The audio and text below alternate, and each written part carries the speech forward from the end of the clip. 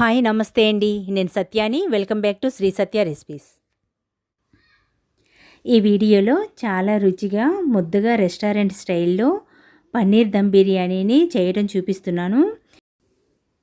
పన్నీర్ బిర్యానీని ఒకసారి ఇలా ట్రై చేయండి. టేస్ట్ అయినా స్ట్రక్చర్ అయినా అచ్చం రెస్టారెంట్ స్టైల్ లాగా చాలా బాగా వస్తుంది. సో బిగినర్స్ కూడా ఈ పన్నీర్ బిర్యానీని చాలా ఈజీగా చేసేయగలుగుతారు. సో లేట్ ఎందుకు వీడియోలోకి వెళ్ళిపోదాము. నేను ఇక్కడ 200 గ్రామ్స్ పన్నీర్ని తీసుకుంటున్నాను. సో పన్నీర్ని ఒకసారి కడిగి ముక్కలుగా కట్ చేసుకోవాలి. పన్నీర్ ముక్కలు కట్ చేసిన తర్వాత 1/2 టీ స్పూన్ పసుపు, 1/2 teaspoon salt, 1.5 teaspoon కారం, 1 టీ స్పూన్ కార్న్ఫ్లోర్ వేసి అన్ని పీసెస్కి పట్టేలా కలుపుకోవాలి. 2 టీ స్పూన్ పెరుగును కూడా వేసి కలుపుకోవాలి. ఇలా కలిపిన ముక్కలను పక్కన పెట్టి గిన్నెలోకి 2 గ్లాసులు బియ్యాన్ని వేస్తున్నాను. ఇవి సోనా మసూరి బియ్యం అండి. మామూలు రైస్తోనే చేస్తున్నాను. వీటిని శుభ్రంగా కడిగి నీళ్లు పోసి నానబెట్టుకోవాలి. అంతలో స్టవ్ పై గిన్నెలో 8 టేబుల్ స్పూన్స్ ఆయిల్ వేసి ముందు ఆయిల్లో కట్ చేసిన 2 ఆనియన్స్ వేసి ఫ్రై చేసుకోవాలి. హై టు మీడియం ఫ్లేమ్లో ఆనియన్స్ని బ్రౌన్ కలర్ వచ్చే వరకు వేయించుకోవాలి. ఇలా బ్రౌన్ కలర్లోకి వేగిన తర్వాత వీటిని తీసేసి అదే ఆయిల్లో పన్నీర్ పీసెస్ని వేసి మీడియం హీట్లో వేయించుకోవాలి. ఇవి ఇలా వేగిన తర్వాత తీసేసుకోవాలి. పన్నీర్ని ఎక్కువగా వేయించకూడదు. పన్నీర్ పీసెస్ గట్టిగా అయిపోతాయి. ఇలా వేయించి తీసేసాము అంటే పన్నీరు సాఫ్ట్గా చాలా బాగుంటుంది. సో ఫ్రై చేసిన పన్నీర్ని తీసేసి 1 టేబుల్ స్పూన్ నెయ్యిని వేసుకోవాలి. బిర్యానీలో తప్పకుండా కొద్దిగా నెయ్యిని వేసుకోవాలి. అప్పుడే బిర్యానీ టేస్ట్ అనేది చాలా బాగుంటుంది. ఇందులో హోల్ బిర్యానీ మసాలాను వేసుకోవాలి. ఇంట్లో ఏ బిర్యానీ మసాలా ఉంటే అవి వేసుకోండి.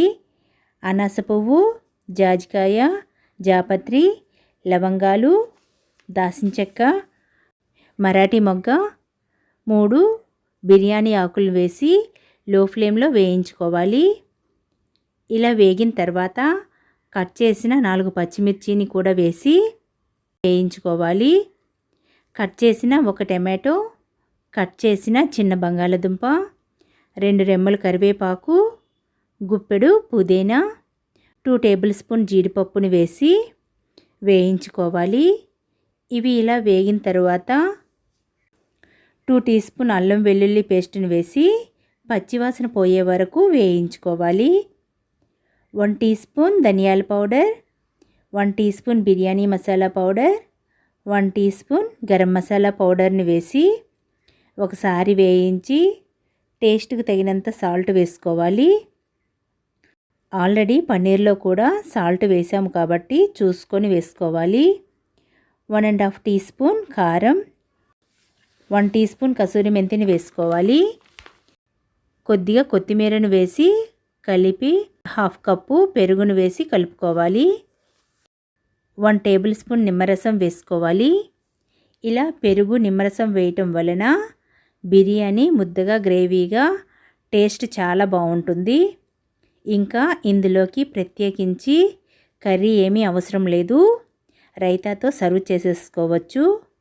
ఇలా నూనె తేలుతున్నట్టుగా ఉన్నప్పుడు రైస్ని వేసి మసాలా అంతా రైస్కి పట్టేలా కలుపుకోవాలి.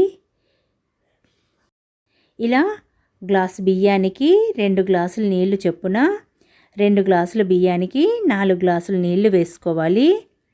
నీళ్లు వేసి ఒకసారి కలిపి మూత పెట్టి హై ఫ్లేమ్లో రైస్ని 50% వరకు ఉడకనివ్వాలి. అదే కుక్కర్లో అయితే గ్లాస్ బియ్యానికి 1.5 గ్లాస్ వాటర్ సరిపోతాయి. రైస్ ఇలా 50% ఉడికిన తర్వాత 1 గుప్పెడు కొత్తిమీరను వేసి ఫ్రై చేసిన పన్నీర్ పీసెస్ని వేసుకోవాలి.